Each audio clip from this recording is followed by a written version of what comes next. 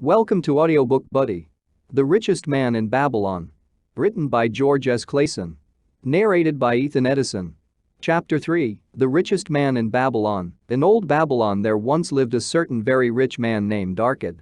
Far and wide he was famed for his great wealth. Also was be famed for his liberality. He was generous in his charities. He was generous with his family. He was liberal in his own expenses. But nevertheless each year his wealth increased more rapidly than he spent it.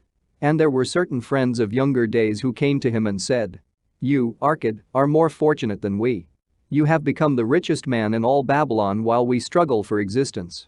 You can wear the finest garments and you can enjoy the rarest foods, while we must be content if we can clothe our families in raiment that is presentable and feed them as best we can. Yet, once we were equal.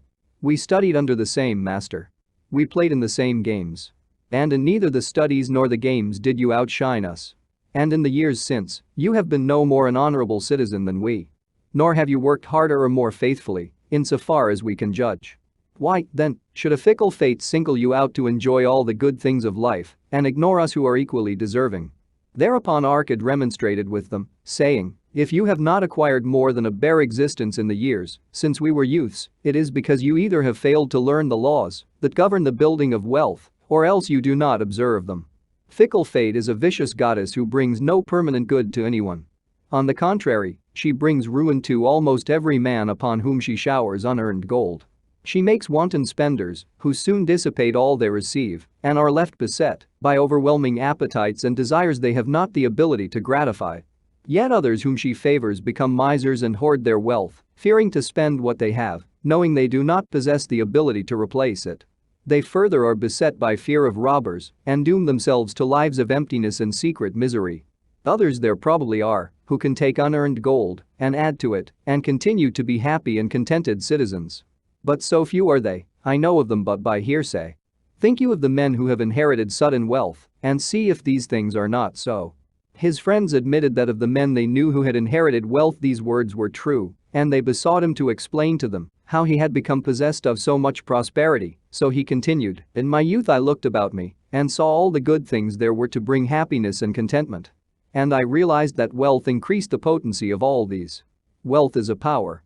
With wealth many things are possible. One may ornament a home with the richest of furnishings. One may sail the distant seas. One may feast on the delicacies of far lands. One may buy the ornaments of the gold worker and the stone polisher. One may even build mighty temples for the gods. One may do all these things, and many others in which there is delight for the senses and gratification for the soul. And, when I realized all this, I decided to myself that I would claim my share of the good things of life. I would not be one of those who stand afar off, enviously watching others enjoy. I would not be content to clothe myself in the cheapest raiment that looked respectable. I would not be satisfied with the lot of a poor man. On the contrary, I would make myself a guest at this banquet of good things. Being, as you know, the son of a humble merchant, one of a large family with no hope of an inheritance, and not being endowed, as you have so frankly said, with superior powers or wisdom, I decided that, if I was to achieve what I desired, time and study would be required. As for time, all men have it in abundance. You, each of you, have let slip by sufficient time to have made yourselves wealthy. Yet, you admit, you have nothing to show except your good families, of which you can be justly proud.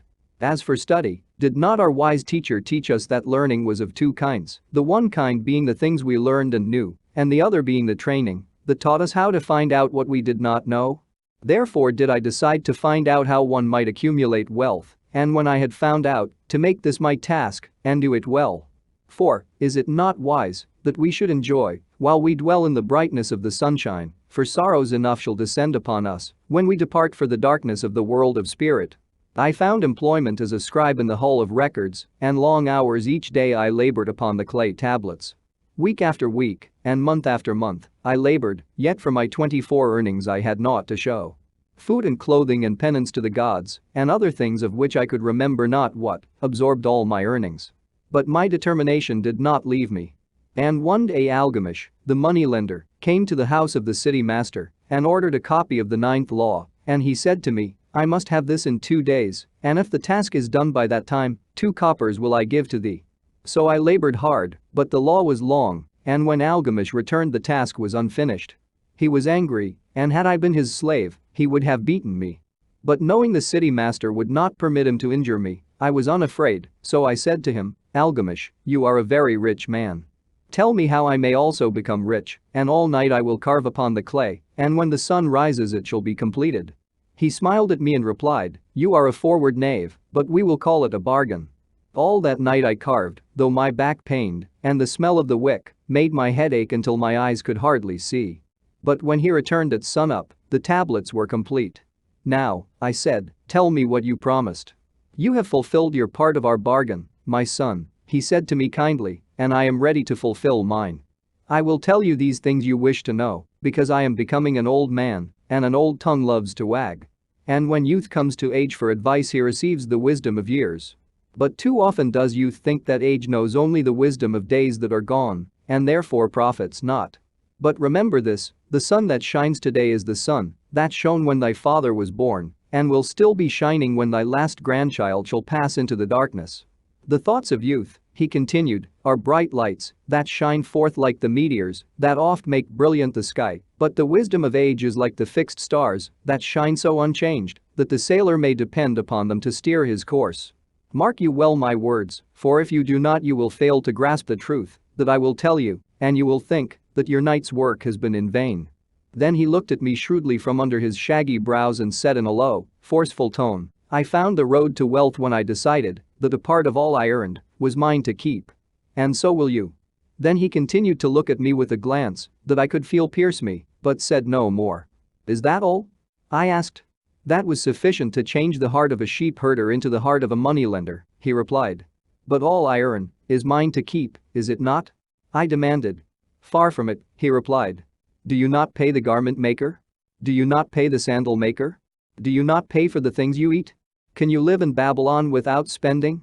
What have you to show for your earnings of the past month? What for the past year? Fool. You paid it everyone but yourself. Dullard, you labor for others. As well be a slave and work for what your master gives you to eat and wear.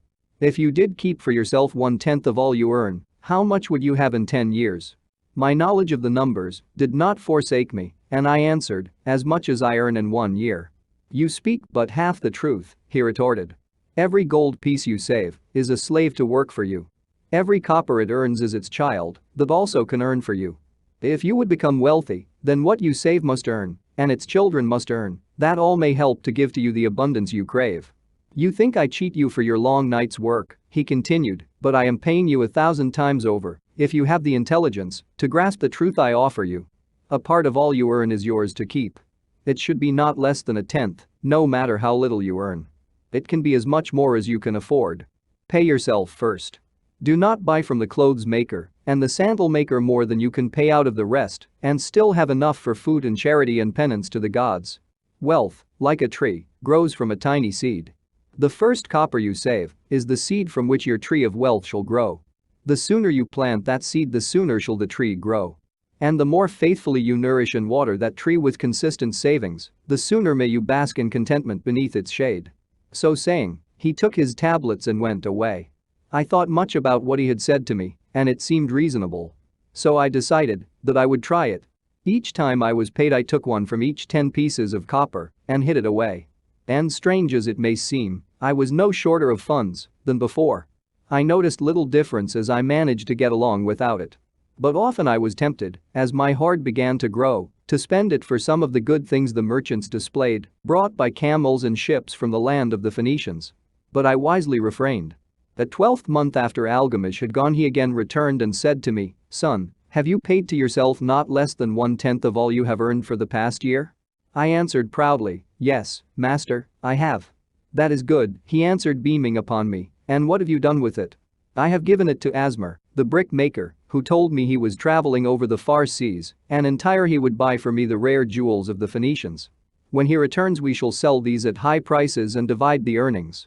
"Every fool must learn," he growled, "but white rust the knowledge of a brick maker about jewels. Would you go to the bread maker to inquire about the stars? No, by my tunic, you would go to the astrologer if you had power to think. Your savings are gone, youth, you have jerked your wealth tree up by the roots. But plant another. Try again.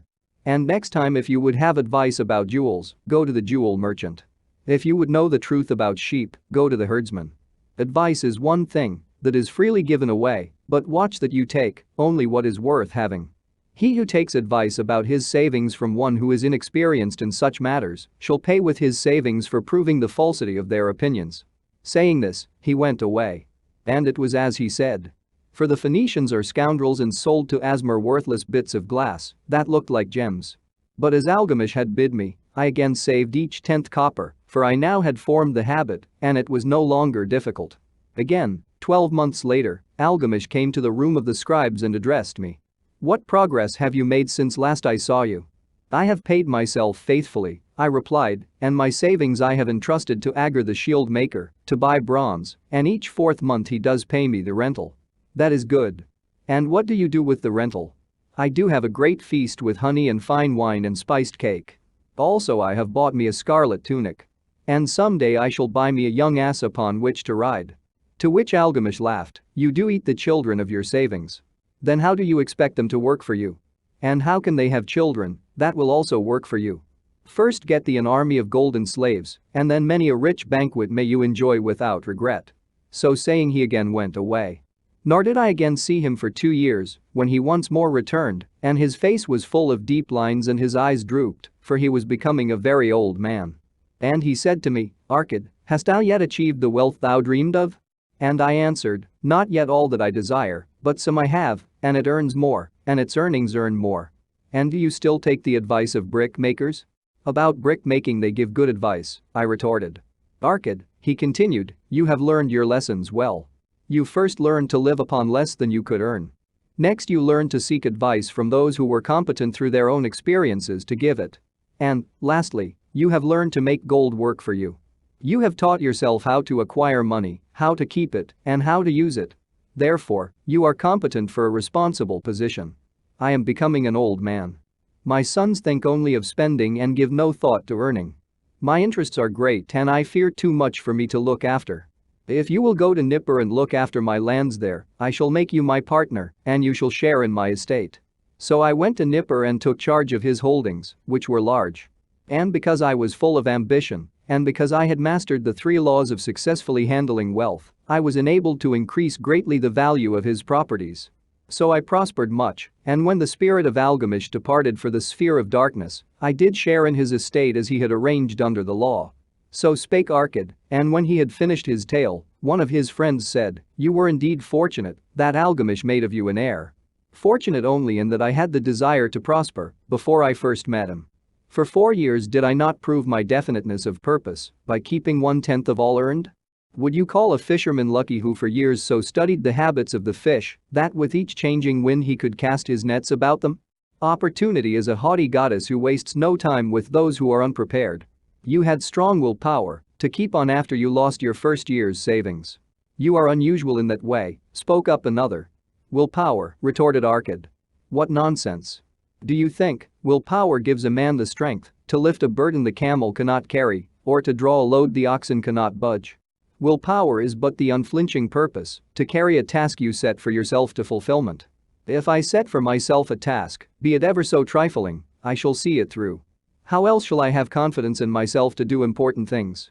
Should I say to myself, for 100 days as I walk across the bridge into the city, I will pick from the road a pebble and cast it into the stream, I would do it.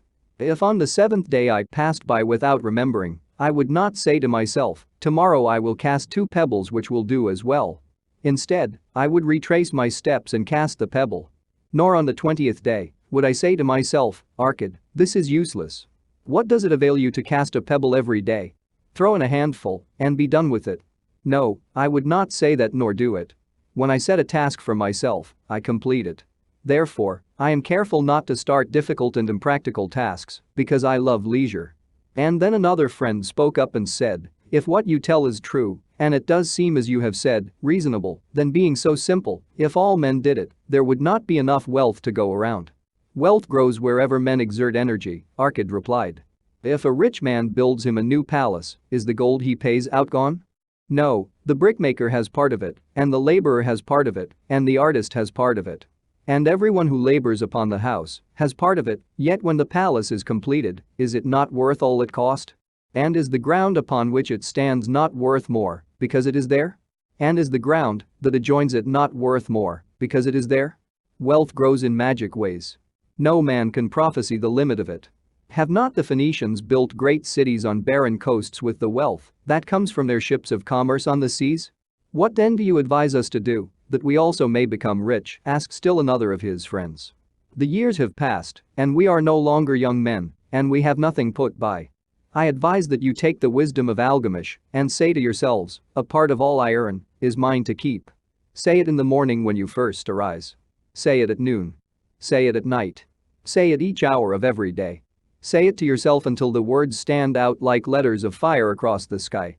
Impress yourself with the idea. Fill yourself with the thought. Then take whatever portion seems wise. Let it be not less than 1/10, and lay it by. Arrange your other expenditures to do this if necessary. But lay by that portion first.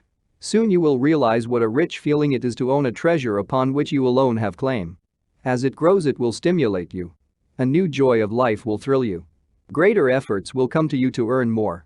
For of your increased earnings, will not the same percentage be also yours to keep? Then learn to make your treasure work for you.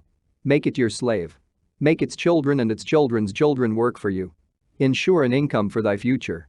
Look thou at the aged, and forget not that in the days to come thou also will be numbered among them. Therefore invest thy treasure with greatest caution, that it be not lost. Usurious rates of return are deceitful sirens that sing, but to lure the unwary upon the rocks of loss and remorse. Provide also that thy family may not want, should the gods call thee to their realms. For such protection it is always possible to make provision with small payments at regular intervals. Therefore the provident man delays, not in expectation of a large sum becoming available for such a wise purpose. Counsel with wise men. Seek the advice of men whose daily work is handling money. Let them save you from such an error as I myself made in entrusting my money to the judgment of Asmar, the brickmaker. A small return and a safe one is far more desirable than risk. Enjoy life while you are here. Do not overstrain or try to save too much. If 1/10 of all you earn is as much as you can comfortably keep, be content to keep this portion. Live otherwise according to your income, and let not yourself get niggardly and afraid to spend. Life is good, and life is rich with things worthwhile and things to enjoy. His friends thanked him and went away. Some were silent because they had no imagination and could not understand. Some were sarcastic because they thought that one so rich should divide with old friends not so fortunate. But some had in their eyes a new light. They realized that Algamish had come back each time to the room of the scribes because he was watching a man work his way out of darkness into light. When that man had found the light, a place awaited him. No one could fill that place until he had for himself worked out his own understanding, until he was ready for opportunity. These latter were the ones who, in the following years, frequently revisited Arcad, who received them gladly. He counseled with them and gave them freely of his wisdom as men of broad experience are always glad to do. And he assisted them in so investing their savings that it would bring in a good interest with safety and would neither be lost nor entangled in investments that paid no dividends.